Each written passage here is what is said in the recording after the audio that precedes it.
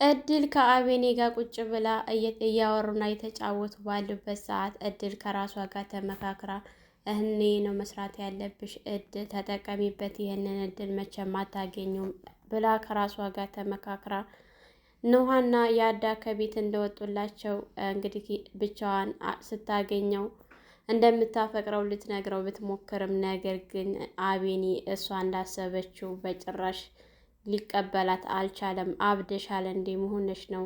እኔ ጓደኛ መስለሽ ነው እንጂ እንደዚህ አይነት የምታስቢ አትመስለኝም ነበር ሲላት፣ እሷ ግን አቤኔ እኔ አሁን አይደለም መውደድ ለዘመናት ሳፈቅርህ ኖሬያለሁ። ከዚህ በላይ መታገስ አልችልም። እባክህን ዜማን ተዋትና እኔ እናንተ ፍቅራችን እንቀጥል፣ ደስተኛ አደርግሃለሁ ስትለው፣ እሱ ግን ከዜማ ውጭ ደስታ የለኝም፣ አንድና አንድ ዜማ ብቻ ናት ደስታዬ። ዜማ በጠፋችበት ሰዓት አንቺ እንዴት እንደዚህ ታስቢያለሽ? እኔ መቼም ቢሆን አላስበውም ብሎ እንግዲህ አዋርዷታል። እድል በጣም ነው የምታናድደው። የምር በጠፋበት ሰዓት እዚህ እሱ ሌላ ሀሳብ እያሰበ ባለበት ሰዓት ጭራሽ የፍቅር ጥያቄ ስትጠይቀው አለማፈሯ። ምክንያቱም ከያዳና ከኑሃ አይታ ስለነበረ እሷም እንደዚህ በቀላል አገኘዋለሁ ብላ አስባ ነበር፣ ግን አልተሳካላትም። ሰላም ሰላም፣ ውድና የተከበራችሁ የቻናላችን ቤተሰቦች እንኳን ሰላም መጣችሁ። ላይክ፣ ሸር፣ ሰብስክራይብ በማድረግ ቤተሰብ ሁኑ። አዳዲስ የምንለቃቸው ቪዲዮ ወደ እናንተ ይደርሳል። በያላችሁበት ሰላማችሁ ይብዛ። እንግዲህ እድልና አቤኔ ብቻቸውን ተቀምጠው ስለነበረ ያው ያፈቅረኛል፣ ፍቅሩን ይቀበለኛል ብላ አስባ ነበረ። ነገር ግን አልተሳካላትም። በባለፈው ፓርት ላይ እንግዲህ ያለቀው ፎቶቸውን የኢዛናን ፎቶ ከለጠፉ በኋላ ወደ ቤት ተመልሰው ስልክ እየጠበቁ ባለበት ሰዓት እድል ውጭ ወጥታ ስልክ እያወራች እንግዲህ አቤኔ ሲደርስባት በጣም ተደናግጣ ስትርበተበት ነበር። ነገር ግን እሱ ሁኔታዋ ምንም ስላላማረችው ተመልሶ ወደ ቤት ቢገባ የዜማ እህት አብራቸው ስለነበረች እንግዲህ ምንም አይነት ስልክ አልተደወለም። ስልክ ይደውላል ብዬ ነበረ እስካሁን የጠበኩት፣ ስለዚህ ይበቃኛል ወደ ቤቴ ሊሄድ ስትል እሺ ብሎ የአዳም ሊሸኛት ሲወጣ ኑሃ በጣም ቅይርር ብላ ነበረ ስለምትወደውና ስለምታፈቅረው። እሷን ሸኝቶ ደግሞ ቶሎ ስላልተመለሰ በጣም ስለቆየ በጣም ነበረ የቀናቸው። ነገር ግን ብትቀናም ያስኬዳታል። ምክንያቱም የምትወደው ሰው የምታፈቅረው፣ በዛ ላይ ፍቅራቸውን አልተገላለጡ። ደስ የሚለው ነገር ግን ኑሃ ለብቻዋ ስታፈቅረው አልኖረችም። የአዳም ሲያፈቅራት የኖረ ልጅ ነው። ምንም እንኳን የዜማ እህት አወራሯ ደስ ባይልም፣ ነገር ግን እሱ በቅርብ ፍቅረኛ ትኖራኛለች እያለ ሲነግራት ነበር። ግን እሷን ሸኝቶ ከተመለሰ በኋላ ኑሃ በጣም ቀንታ ተቀያይራ ሲያገኛት ልትዘላ ከቤት ልትወጣ ስትል ሊሸኛት መሆነሽ ነው ኑሃ በሰላምሽ ነው እያለ ሲከተላት ነበር። ነገር ግን እድል አንተ ልጅቱን ልሸኝ ከወጣህ ጀምሮ ልጅቱ በጣም ተቀያይራለች እና አለወጉን የሆነችው እባክህን መላበላት ስትለው ነበር። እሱም ሁኔታዋን በማየትና በመረዳት እንግዲህ በር ላይ ምን ሆነሽ ነው ኑሃ ሲላት፣ ምን ሆንኩ ምን ሆናለሁ ስትለው፣ የሆንሽውማ ነገር አለ። ቆይ ለምንድን ነው የማትናገሪው? ለምን አትረጋግም ሲላት፣ እኔ ብረጋጋ ባልረጋጋ ቆይ እኔ ምን አገባኝ ብሸኛት ባሸኛት ስትለው፣ የአዳም በማለት ከራሱ ጋር ከመማከር እኔ ምልሽ ፍቅር ይዞኛል ሲላት ነበረ።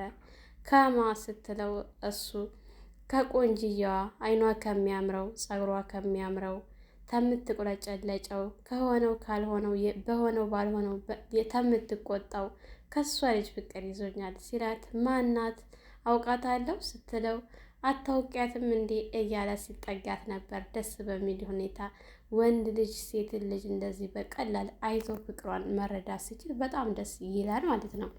በነገራችን ላይ ይህን የምትመለከቱና ይህን የምትሰሙ ወንዶች እባካችሁ በዙሪያ ያሉትን እህቶቻችሁ ምናልባት ሊያፈቅሯችሁና ሊወዷችሁ ስለሚችል አንዳንድ ጊዜ ለምን ተወደድን ብላችሁ አትልፉ። ልክ እንዳያዳ በሳልና እውቀት ያላችሁ ሁኑ። ሴትን ልጅ በሁኔታ አይታችሁ ለመረዳት በቃ ልክ እንደ ያዳሁኑ ነው የምላችሁ። ወንዶች ለጓደኛ ሟች ነው ለሚያፈቅራት በቃ ፍቅሩን እስከ ዛሬ ድረስ አምቆ ኑሮ እሷም በጣም እየተቀያየረች ስትመጣበት ከዚህ በላይ ይበቃል ብሎ እውነቱን በመነጋገራቸው ፍቅራቸውን በመግለጣቸው በጣም ነው ደስ ያለኝ። እድል ደግሞ ስለተዋረደች በዚህ ዙሪያ በጣም ምክንያቱም እሱ የሚወዳት የሚሳሳላት ልጅ በጠፋችበት ሰዓት እሷ የፍቅር ጥያቄ ስታቀርብ ራስ ወዳድ ያውም አብራቸው ስታፋልጋቸው የነበረችው እንግዲህ ሁሉን ነገር የምታውቀው ግን ያው ይህን ነገር ያደረገችው እሷ ናት፣ ማንም አይደለችም። ለፍቅር ብላ ነው ያደረገችው። ነገር ግን አቤኒን እየጎዳቸው ነው እንጂ አልጠቀመችውም። በጣም ራስ ወዳድ ናት ሲበዛ።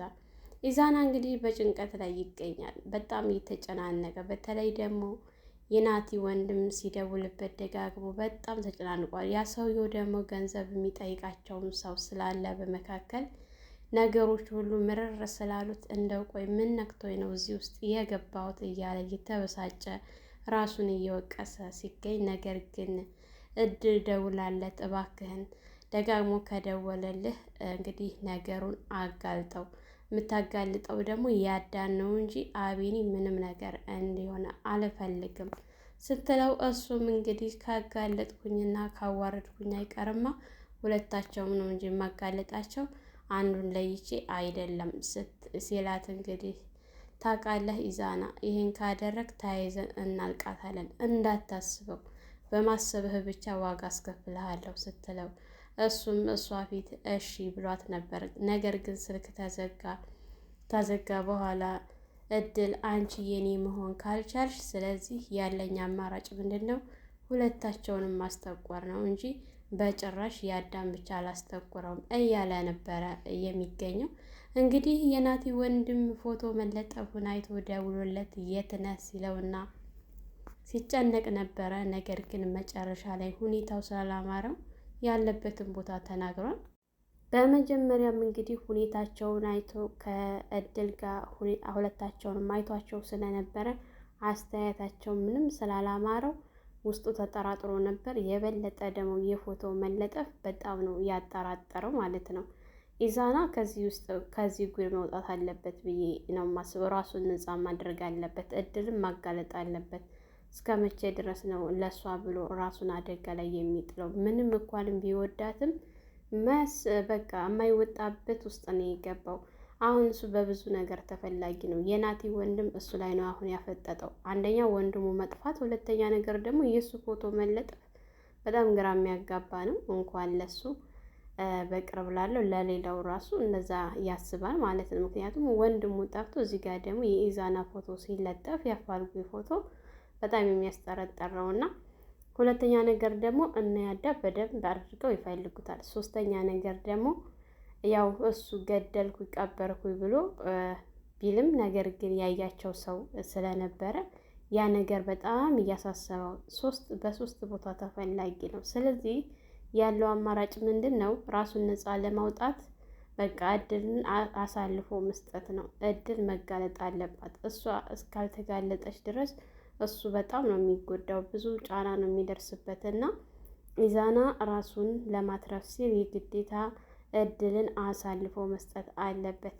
እንግዲህ አቤኔ እና ያዳ ይሄን ነገር ቢያውቁና ቢሰሙ ካጠገባቸው ተቀምጣ ዜማን ስታፋልጋቸው ለማፋለግ ወረቀት ልጠፋ ሁሉ የኢዛናን ፎቶ ይዛ ስትሄድ አብራቸው ሁሉ ነገራቸውን ስትሰማቸው ኖራ የእሷ እጅ እንዳለበት ቢያውቅ አቤኔ ምን እንደሚያስብ አስቡት። በተለይ ደግሞ እወድሃለሁ፣ አፈቅርሃለሁ እያለችው እሷን እንደምትጎዳው ቢያውቅ ከባድ ነገር ነው የሚፈጠረው። እንግዲህ ዜማና ናቲ ሁለታቸውም ድራሻቸው እንደጠፋ ነው እስካሁን ድረስ። ማንኛቸው በህይወት እንዳለና እንደሌለ እስካሁን ድረስ የሚታወቅ ነገር የለም። ነገር ግን ከሁለት አንደኛቸው በህይወት አሉ። ናቲ ነው ወይስ ዜማ ነው የሚለው ነገር እሱን ማን ነው የሚያውቀው? ስልክ የሚደውለው ብር በተደጋጋሚ የሚጠይቀው ሰውዬ ነው ያንን ማወቅ የሚችለው። ምናልባችም እኮ እኔ ራሱን ቀይሮ ራሱን ሸፍኖ ናቲም ሊሆን ይችላል ማለት ነው። ምክንያቱም ናቲ ደግሞ ካለ በህይወት ዜማንም እንደዚህ አይነት አደጋ እንደሚፈጥሩባት በደንብ ያውቃል ማለት ነው። እና ይሄ ሰውዬ እስከ መቼ ድረስ ነው ራሱን ደብቆ እየተከታተላቸው ማንነታቸውን ያኔ መውጫ መግቢያቸውን የሚያውቅ ሰው በዙሪያቸው ያለ ሰው ነው ይሄን ያደረገው። ይህን ስራቸውን እንግዲህ አቤኒ ካወቀ እንዲሁም ደግሞ የናቲ ወንድም ካወቀ እድል የትም ማምለጥ አትችልም። ሁሉ ነገሯ ነው የሚወጣባት። በተለይ ደግሞ የናቲ ወንድም ቢያገኛት እድልን ከመጀመሪያው ጀምሮ አስተያየቱ አመለካከቱ ለሷ ያለው አስተያየት በጣም መጥፎ አስተያየት ነበረ ሲያየት የነበረው። ምንህ ናት ሲለውን ፍቅረኛዬ ሁለታቸው ራሱ ወሬያቸው ሲጋጭ ነበረ። ኢዛና ፍቅረኛዬ ናት ብሎ እያለ ባለበት ሰዓት እሷ ደግሞ ተደናግጣ ምን ስትለው ነበር።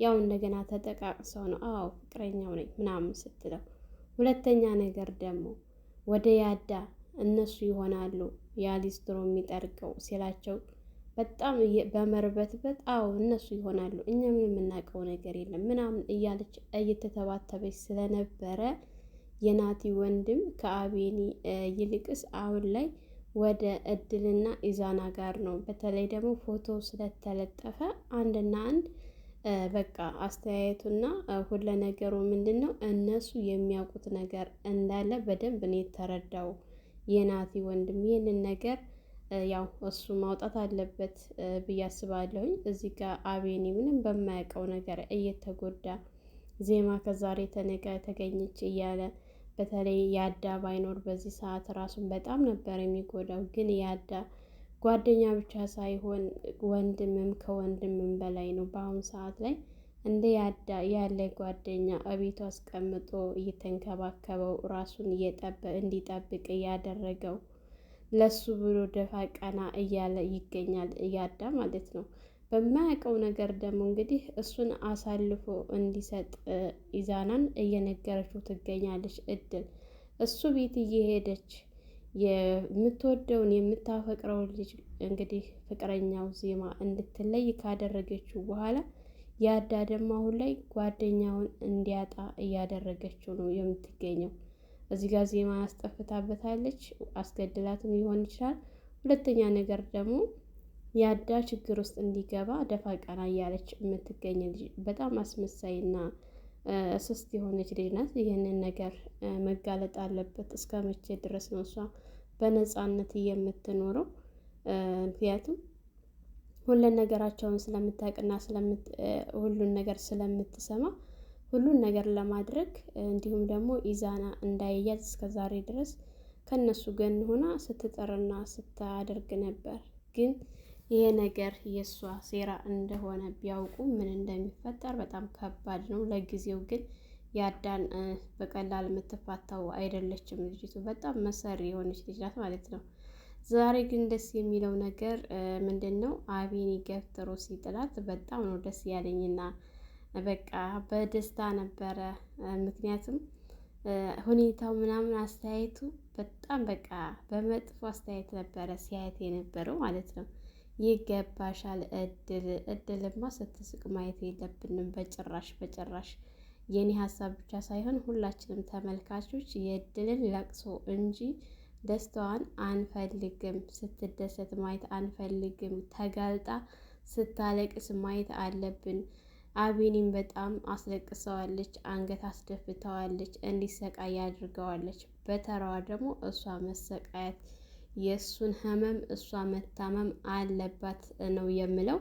እንግዲህ ዜማ ቶቶሎ ይለቀቅልን የምትሉ በዝናብ ምክንያት ነው እየዘገየባችሁ ያለው። በትዕግስት ጠብቁ ሁሉንም ነገር፣ ምክንያቱም ለቀረጻው ውጭ ዝናብ እየጣለ ስላልተመቻቸው ነው እና ሁላችንም በትዕግስት እንጠብቃቸው። መልካም ቆይታ ይሁንላችሁ። በያላችሁበት ፈጣሪ ጠብቃችሁ ሀገራችንን ሰላም ያድርግልን። ወጥቶ ከመቅረት ፈጣሪ ጠብቀን እያልኩኝ ለዛሬ ይሄን ይመስል ነበረ። በሌላ ቪዲዮ ተመልሰን እስከምንገናኝ መልካም ቆይታ ይሁንላችሁ።